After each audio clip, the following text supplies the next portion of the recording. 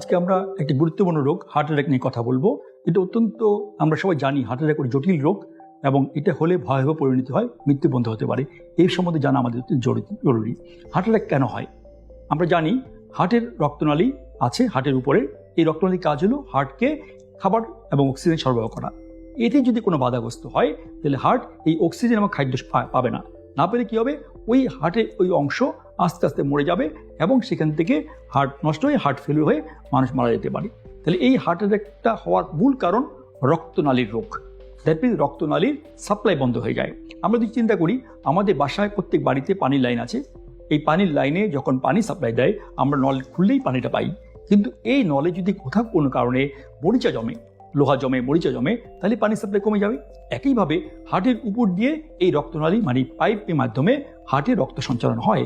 এখানে যদি কোনো বাধাগ্রস্ত হয়, বাধাগ্রস্ত কীভাবে হয়? বাধাগ্রস্ত হয় কীভাবে? আমরা যদি ডায়াবেটিস থাকে, আমাদের যদি কোলেস্ট্রল থাকে, সেখানে আস্তে আস্তে একটা লিপিড প্ল্যাক জমে। এই প্ল্যাকটা বড় হতে থাকে, বড় হয়ে পুরোপুরি আমাদের আস্তে আস্তে পুরোপুরি রক্ত সাপ্লাই বন্ধ করে দেয়। বন্ধ করে দিলে কী হবে? রক্ত সাপ্লাই কমে যাবে। কমে গেলে ওই অংশের হার্টটা আস্তে আস্তে নষ্ট হয়ে যাবে।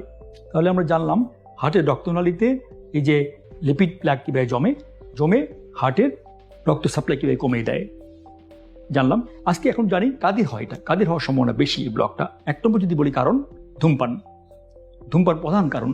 ধূমপান বলতে আমি বোঝাচ্ছি যে সিগারেট, তামাক জাতীয় দ্রব্য এবং অ্যালকোহল যারা খান তাদের হতে পারে, এবং ইদানিং দেখা যাচ্ছে যারা অনেক মাদক নেন তাদের ক্ষেত্রে কিন্তু হতে পারে। 2 নম্বর ডায়াবেটিস। যারা ডায়াবেটিস নিয়ন্ত্রণে রাখেন না তাদের ক্ষেত্রে কিন্তু এই রক্তের চর জমে, প্ল্যাক জমে এবং অনুচক্রিকা জমে হার্টে ব্লক তৈরি করে। 3 নম্বর আসে উচ্চ রক্তচাপ। 4 নম্বর অতি কোলেস্ট্রল। এই কোলেস্ট্রল একটা প্রধান কারণ।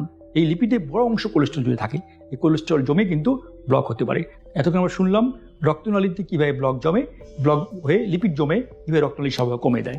এখন শুনি আমরা কাদের হয়। সেক্ষেত্রে আমরা 2 ভাগে ভাগ করতে পারি।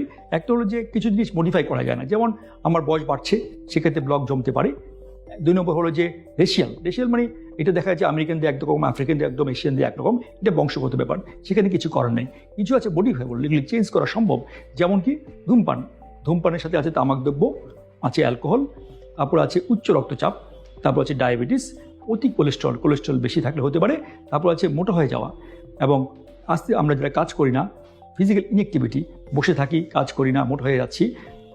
5 নম্বর যে কারণ হলো যে আমরা যদি কিছু ওষুধ খাই, যে ওষুধগুলো আমরা বলতে পারি আমাদের স্টেরয়েড জাতীয় ওষুধ, বিভিন্ন ওষুধ খাই, এই ওষুধগুলো কিন্তু বিভিন্ন ক্ষেত্রে দেখা যায় যে ব্লকের টেন্ডেন্সি বাড়িয়ে দেয়। অতএব আমাদেরকে এখন নিজেদেরকে বুঝতে হবে এই হৃৎপিণ্ড একটা গুরুত্বপূর্ণ অঙ্গ।